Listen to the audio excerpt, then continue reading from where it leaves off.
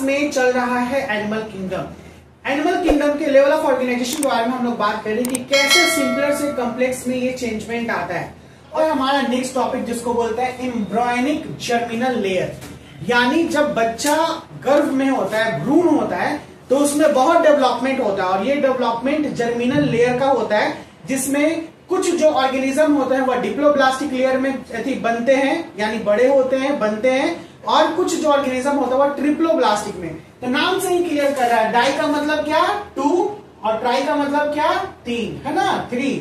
देखिए चलिए पहले जानते हैं जर्म लेयर और ectoderm, mesoderm and endoderm.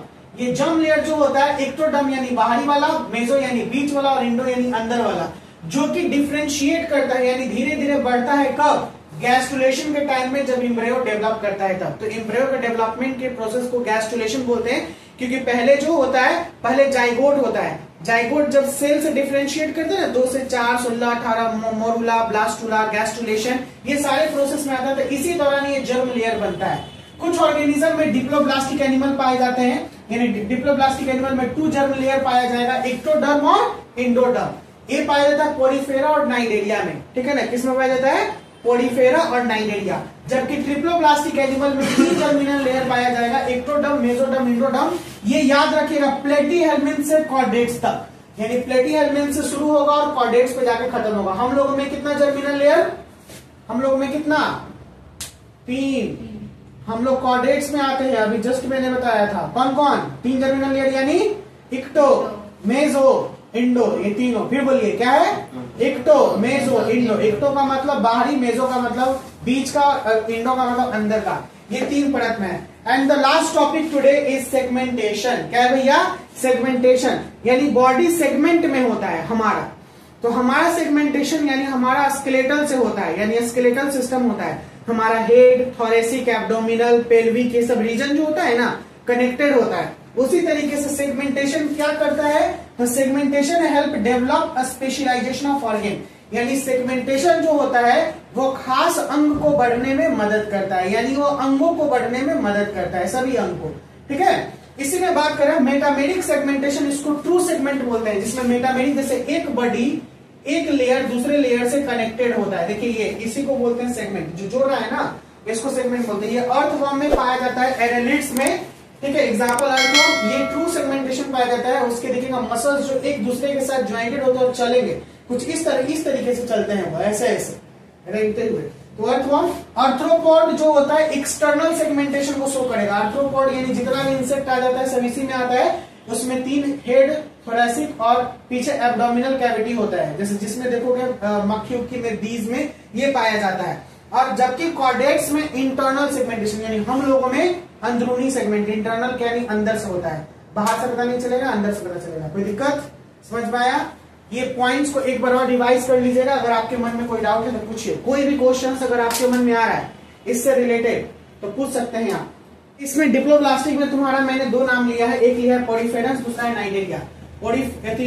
Poriferans में तुम्हारे आ जाएंगे स्पॉन्जेस, ठीक है ना, जितने भी स्पॉन्जेस, साइकॉन, आस्कॉन, ये जितने भी हो जाते हैं स्पॉन्जेस आ जाएंगे। और नाइडेरियंस में आ जाएगा हाइड्रा। नहीं, ये सिंपलर ऑर्गेनाइजेशन क्या एनिमल आएंगे जो सिंपलर। पोरीफेरेंस वाटर में रहता है, समुद्र में रहता है। नाइडेरियंस भी वाटर में रहता है, समुद्र में रहता है, यानी एक्वेटिक ऑर्गेनिज्म है, सब बहुत सिंपलर है। पोरीफेरेंस सेल एग्रीगेटेड था, उसके बाद टिश्यू एग्रीगेटेड है। लेकिन ये सेगमेंटेशन आगे जाके ये अर्थवॉर्म से जब हम लोग पढ़ना शुरू करेंगे तो ये जो होगा वो ऑर्गन सिस्टम लेवल पे चला आएगा, उसमें ऑर्गन पाए जाते हैं।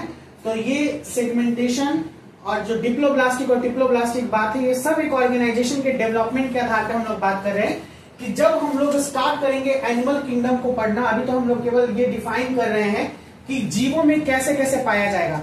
तो अब जब हम स्टार्ट करेंगे पोरीफेरा से, मतलब सबसे पहले पोरीफेरा की टोटल कैरेक्टरिस्टिक के बारे में बताएगा कि पोरीफेरा कहाँ पाया जाता है, कितने जर्मिनल लेयर होते हैं, कैसा डेवलपमेंट होता है, उसका नेचर कैसा होता है, ठीक है ना, उसमें बॉडी प्लान कैसा होता है। इसीलिए हम लोग अभी पढ़ रहे हैं सब, क्योंकि सभी ऑर्गेनिज्म में ये सब हम लोग को पढ़ना है। ओके, तब हम लोग को पता चलेगा कि अच्छा वो ऑर्गेनिज्म में ये चीजें पाए जाते हैं। जैसे जब सबसे शुरुआत में हम लोग पढ़ेंगे इसमें क्या बोलते हैं पोरीफेरा में, तो पोरीफेरा जो है वो क्या है, सेल एग्रीगेटेड है। सेल एग्रीगेटेड में हमने क्या पढ़ा अभी, हमने ये पढ़ा ना कि सेल एग्रीगेटेड वैसा प्लान होता है कि जो एक ही सेल उसका सारा काम करेगा, सेल का होगा, ठीक है। कोई दिक्कत? सेल एग्रीगेटेड में केवल सेल होगा और सेल ही टोटल वो फंक्शन करेगा। जबकि हमने दूसरा में पढ़ा ब्लाइंड साइड प्लांट में, उसमें टिश्यू लेवल हो गया और टिश्यू जो है लेकिन फिर भी ओपनिंग उसका एक ही था, यानी माउथ, है ना। यानी उसी के ऊपर जैसे जब तुम हाइड्रा में देखोगी तो एक माउथ होता है, हाइपोस्टोम होता है, उसी से वो खाना को निकलता है और फिर चीजों को बाहर करेगा। तो वो जब पढ़ाएंगे तो और चीज क्लियर होगा और बताएंगे कि ये सब चीज मैंने बताया था, वो रिवाइज होगा। अब ये न्यू है, थोड़ा एडवांस टॉपिक है, तो आपको 11th में ये चीजें आगे और अच्छे से समझ में आएंगे। परेशानी? चलिए देन अगले क्लास में हम लोग इसको और कंटिन्यू करेंगे। मिलते हैं नेक्स्ट क्लास में। Bye bye, take care, see you soon.